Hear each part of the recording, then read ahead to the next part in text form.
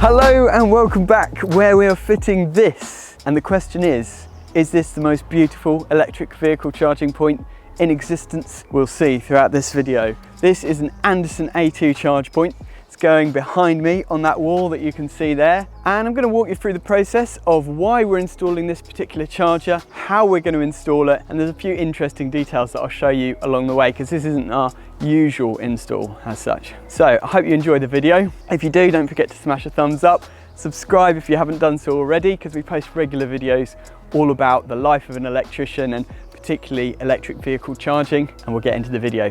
So we're here in the beautiful Cambridgeshire countryside, this period property, and the charge point is going on this brick wall here. Now, these bricks are what we call Cambridge yellows, and they are rock hard, but they're quite particular to this area. And in situations like this, aesthetics are so important. You don't want ugly plastic box on the wall. In this situation, particularly certain customers, they want something that just looks spot on. So that's why we're installing the Andersen today. The Andersen comes in various finishes, so you can match it to the aesthetics of the property. So in this case, we're installing the Cotswold oak finish. So it's a Cotswold oak front panel, and then the sides are the Lorac sand sides. And as you can see, the colour just means that it really fits in nicely with the aesthetics of the wall and the whole property. In certain situations, Andersen for us is the go-to charge point just because of the way it looks. But it's also got some great safety features packed in, which we'll talk about in this video too. But I'll run you through the install first. Let me just pop this down. So a little bit different today is the fact that the customer has already installed the cable. The reason they did this is that they had the driveway redone, and they were very clever and thought ahead. And he decided, let's put a cable in for an EV charge point just in case we ever need one, which has worked out really well, because now he's got his Audi e-tron on order. It should be arriving in the next few weeks. And we already have a cable here in place, and it's in the perfect spot, ready to go straight up the wall into the bottom of the charge point. So we're going to mount the charge point on the wall here at a convenient height, and then we'll be able to just neatly clip the cable straight up and into the bottom of the charge point, and it'll be quite discreet. This is a 6mm 3-core steel wire armoured cable. Steel wire armoured is in the UK, it's very important when you're burying cables that they have this steel armouring. It's a kind of mechanical protection. 6mm is a good size because with the distance from the house, we're about 20 metres from the distribution board. With the amount of load that's going to be put on there, this cable is enough to be able to hold 32 amps or 7 kilowatts of load, allow for voltage drop and all that stuff. So if you are thinking of getting a charge point installed and you want to put the cable in advance, just make sure you put the right cable in. So this is just a standard 3-core 6mm steel wire armoured, but what we recommend for most people is that they install a cable that also has data in it. So we install usually the EV Ultra cable, which has the normal power cable inside, but it also has a data cable, a Cat5 inside, and that kind of future-proofs things, so that if you ever get a charge point that needs some kind of data connection and you don't have Wi-Fi signal, or maybe you need to use it in order to monitor the current that's being used back at the house, if you've got solar, battery storage, anything like that, if you install a EV Ultra cable with a Cat5 built in, you're going to future-proof yourself for that, so you don't need to run in a separate data cable. The other thing here is it's actually a 3-phase distribution board that they've got at the building, so he could have put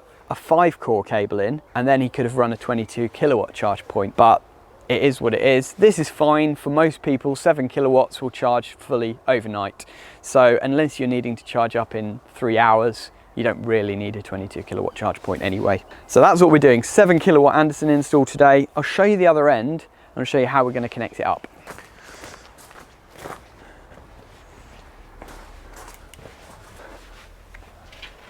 So we're in this beautiful kind of barn, which is in the process of being converted.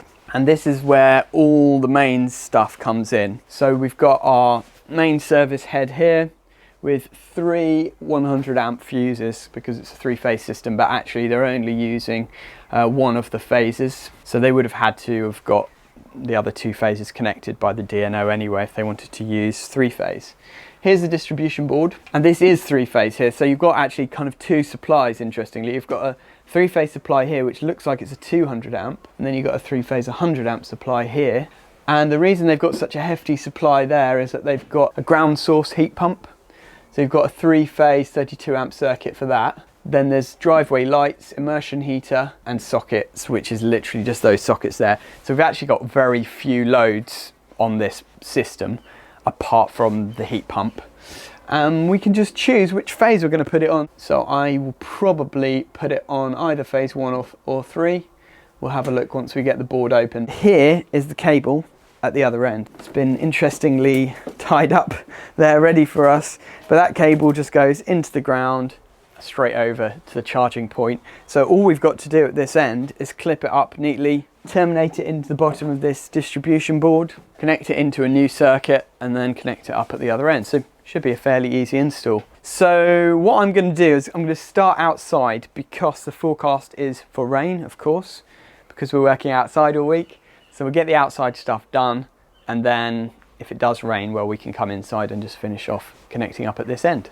I think that's probably about right, and what we'll do is just make sure it's lined up with the cable, so the cable just goes straight in a straight line up into the bottom of the charger. I still not got myself any of those Milwaukee markers that Corey's always raving about. I'm still on Sharpies, unfortunately. Now, height-wise for charge points, there are regulations. Should be between 0.75 and 1.2 meters to the kind of control panel on the charge point. Well, in this case, there's not really a control panel as such. There's a button at the bottom. So what we do is just put it at a reasonable height that most people can access easily and unwind the cable. One of the advantages of this charge point, if you haven't seen it yet, is that the cable is hidden inside, so you don't see it. That's another reason why it's one of the most beautiful charge points out there. Anyway, let me get this marked up on the wall.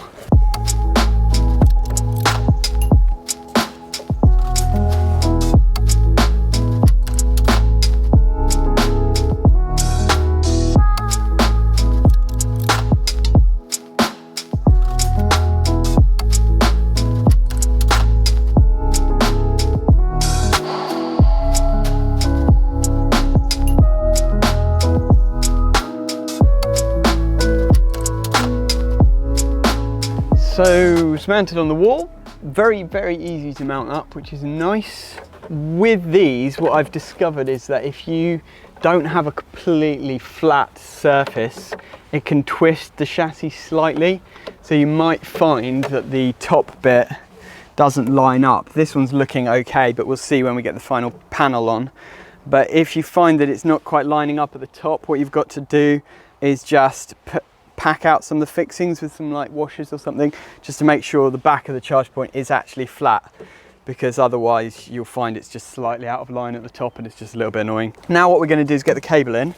So this cable would just go straight up here. We're going to drill out a hole there, and then we're going to gland it in. Now it's always a bit tricky with these to actually do it properly because you've got this part is not IP rated, this part is IP rated, so you've got to kind of gland the armoured cable into this part, but you've got a very short space where you've got to take the cable through here, put the gland on, and then hook it in. And because of this, we don't have any play on the cable, so it's going to be quite a precision job to get it glanded at the exact right point.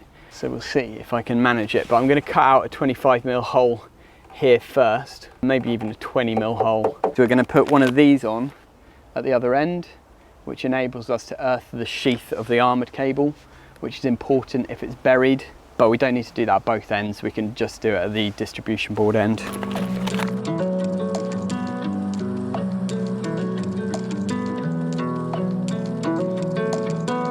So the predicament that I've got a lot at the moment is whenever I'm back on the tools, which admittedly is not very often at the moment, I always find I'm missing something. And it's because I'm working out of a car, not a van at the moment. I've given the van to Corey, he needs it more than I do, so he's using it. It's got everything he needs in it, but working out of a couple of tool bags, I'm always missing something. So now, like the CK armor slice tool is what we usually use to do stuff like this. I've not got one with me, so I'm going old school.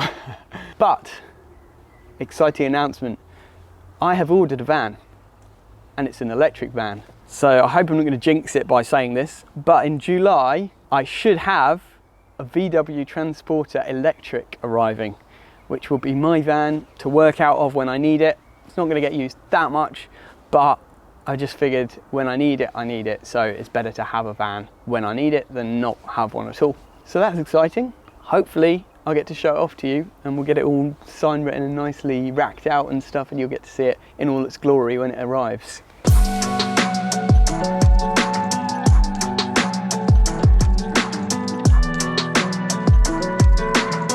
This tool is brilliant for stripping flexes, armoreds, all that kind of stuff, but I've just found that this little blade here, which you use to go along the cable, feels to me like it's getting a little bit blunt.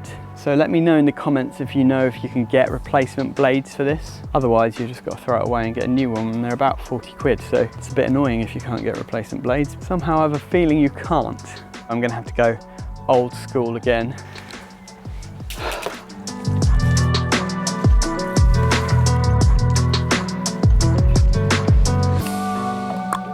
Nice! So if you're installing an armoured cable outside and you're not going to use it for a while, can I just give you a little tip?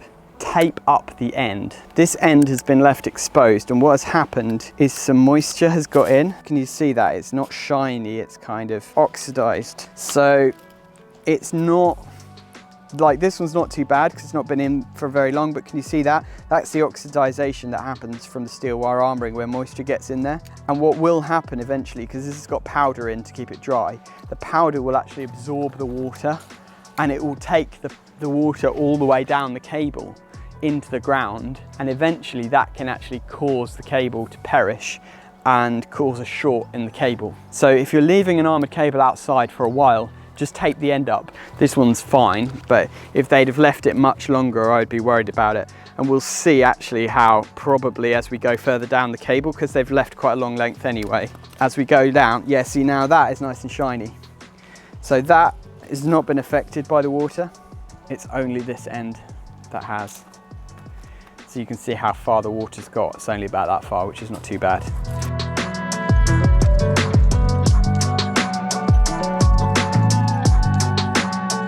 This is the problem with using a hacksaw. There's always one or two strands that you miss. That's why the armour slice tool is a lot easier, because you get an even cut all the way round. So we got that measured up to where our gland will be roughly. We'll cut the outer sheath back slightly ready for the gland, but we've got to slide this through first. Then we need to leave this part long enough to go into those terminals. Obviously it doesn't need much really, so I will just cut it off here, and that kind of means I'm not wrestling with a massive piece of armoured. Oh, this is so tight. How, like, there must be guys who install these Andersons all the time. You're probably cursing me right now going, why the heck are you doing it like that? How do you do it? Like, this is ridiculous. It's a lovely charge point, don't get me wrong. Having to gland an armoured off with so little room is just a nightmare. There must be a better way of doing this. The sheath is dead. I've just had to take it off. There was no way that I was getting that in there with it on. And before I get butchered in the comments for using these, it's my same old excuse. Corey's got the spanners, okay? And they work fine.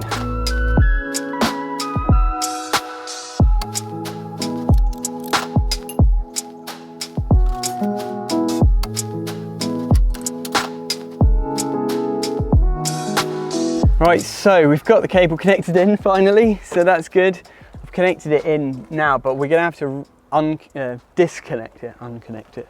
I'm losing my English today. We're gonna have to unconnect it here, and then we're gonna have to do our tests before we connect it up at the other end. Obviously, always insulation resistance tests and R1 and R2 tests are really important, but even more so today because the customers put the cable in. We don't know if it's a faulty cable, if it's been damaged when it was installed. So we need to be, 100% sure that the cable's all right. So we'll disconnect it at both ends. We'll do the tests on the cable before we get it all livened up and whatever. It's getting a little bit cloudy, and this part is the next step. So it comes with a standard 5.5 meter tethered cable. That has to be connected in by us. So we just take this end, connect the gland in there, and then connect these wires in, and then we put the waterproof cover over. So I'm just going to do that now while it's dry.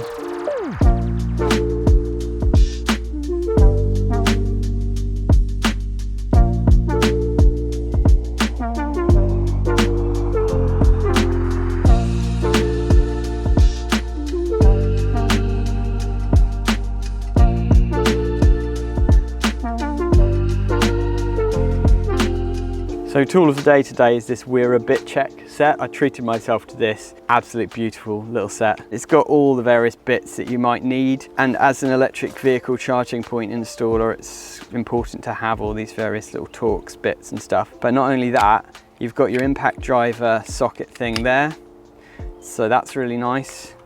And then the pièce de la résistance here is that. So that is what you can use. So it almost acts as like a dumpy screwdriver, and you can put the various bits in there. It's too big. Right, now I think it needs an Allen key one actually. Luckily I have this. This is the Weir Hex Plus set. Very nice. There is a problem with them. Let me know in the comments if you've experienced this. Can you see that? The end has snapped off. They've got these little ball end things. Lovely. But the small ones, they just snap off, which is not great. So Weir, sort it out. We love your tools, but they shouldn't break that quickly. That would have made my life a lot easier today because I could just spin it around like that, but now I have to use this end, which is going to take forever. So cut to speeding up me shoving this cover on.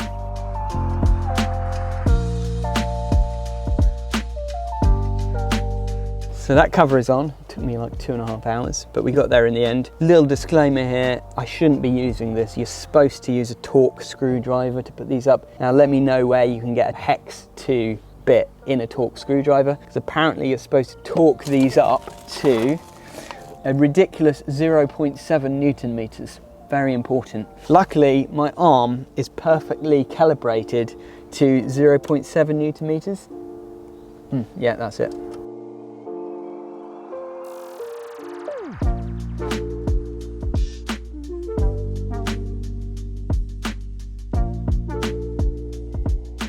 So we're going to go to the other end now, because we need to test this cable before we put all the cover on and do all that stuff. Right, so we're here at the consumer unit or distribution board end. This is our cable. We'll clip it along just neatly next to those existing cables, and then we'll gland it in under here, and then we're going to put a new circuit in this board, probably put circuit 1. That should be it really, fairly straightforward. There's nothing really major running off this board, so we can turn it off. The customer said we can, so what we'll do is just turn all these breakers off. And what I usually do is press the test button on the RCBOs just to see if they're working properly as well while we're at it. Turn that main switch off, and then we'll get the board cover off.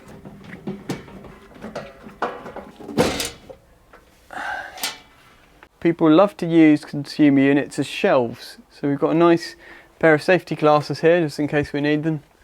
We've got some blanks, which is good, and some sugar in case we get electrocuted and we need a sweet treat to make us calm down. It's a bit of a weird one, this, by the way. Let me know in the comments, guys, if you've seen one of these type setups before, because to be honest I haven't. So this is the main incoming supply cable, pretty chunky. Then you've got the main head, but then you've got out of that another loop which comes into a secondary head. You've got 3 times 100 amp here, and what appears to be 3 times 200 amp possibly here, which I've never seen before, and one just looped off the other. Let me know what that's all about in the comments. I'd be interested to see. Presumably it's just like a, you know, domestic feed off there and then the big heavy commercial feed off there if needed, but it's pretty overkill for this kind of size property.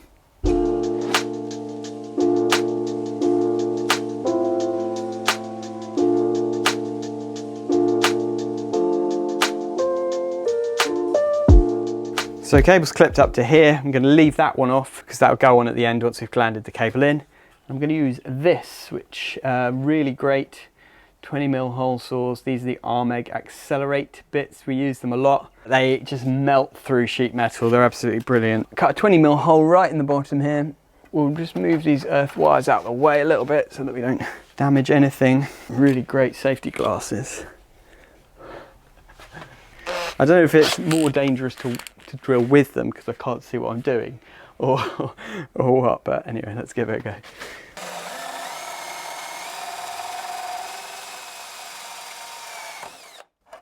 There we go. Oh, I can see again. This is where our piranha nuts come in handy. They've changed these actually. This is a new design.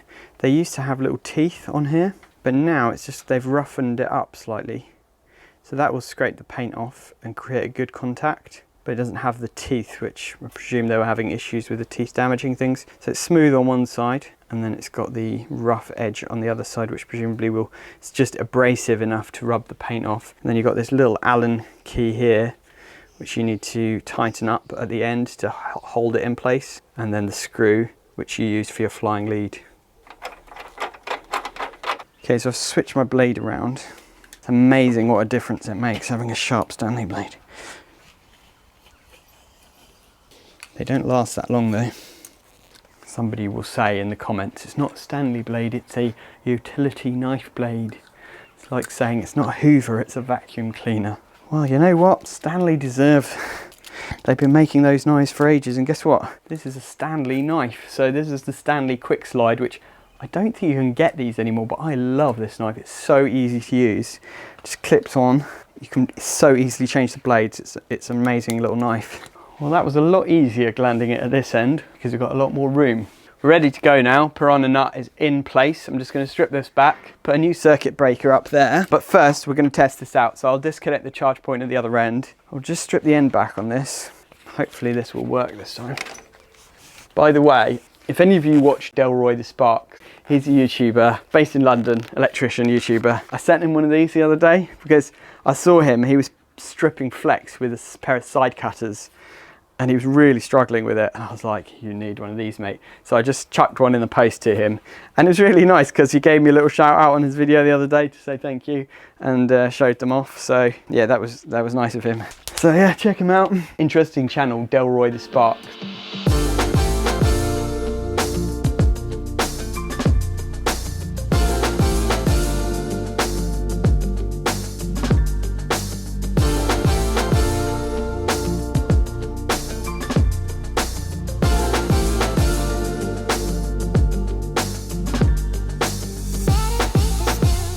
So I've disconnected the wires at the other end from the charge point, so there's no risk of damaging it. And we're going to do insulation resistance test now. You can do insulation resistance after continuity. In initial verification, that's how you would do it, but I'm just going to do it first. So we got, that's fine, 500 mega ohms at 500 volts. So that's all good. Now we'll put the little link on between the R1 and R2 conductors, and then we'll go to the other end and just do an R1 and R2 test to make sure that we've got CPC continuity. There we go, 0.09 ohms, perfect.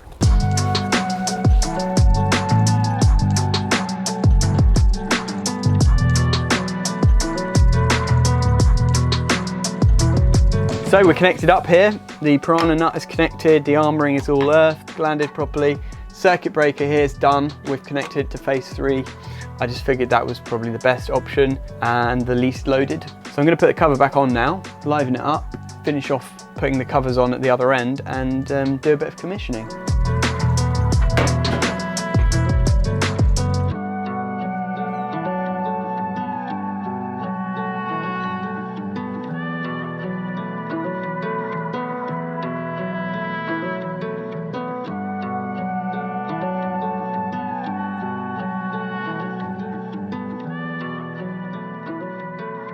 Our newest apprentice, beautiful, skilled. Even on his first day, he knows exactly which gloves to hand to me. Those are the kind of apprentices we want here at Artisan Electrics. So this is where the Wearer tool check is going to come into its own. We've got this really tricky long drop to do with these screws. I've got the Allen key here. That Allen key is going to go in there, perfect. So we'll use this and put that in there. That will go in there. Yes. Okay, we're going to have to go in sideways and then rotate. There we go.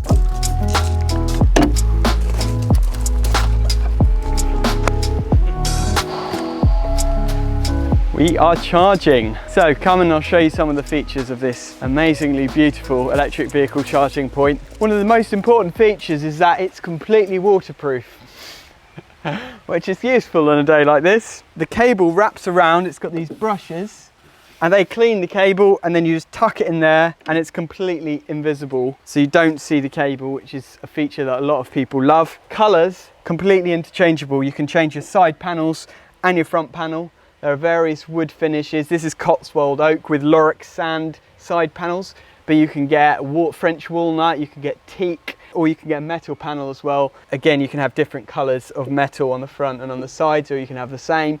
There's loads of options which a lot of people love because they can match it with the aesthetics of their property. All in all, we love this charging point. We install it for our customers when aesthetics are really important. Lots of customers approaching us now with Audi e-trons, Porsche Taycans. They've got a beautiful house and they want to charge and have a charge point that doesn't look like a hideous plastic box on the outside of their house, and this does the trick. And it's got all the safety features built in that we need, such as Type A RCD with 6 mA DC protection, pen fault detection, so it ticks all the boxes. Hope you've enjoyed this video. If you have, share it out to somebody else who might enjoy it too. Subscribe if you haven't done so already, and we'll see you on the next one. Thanks for watching and have a great day.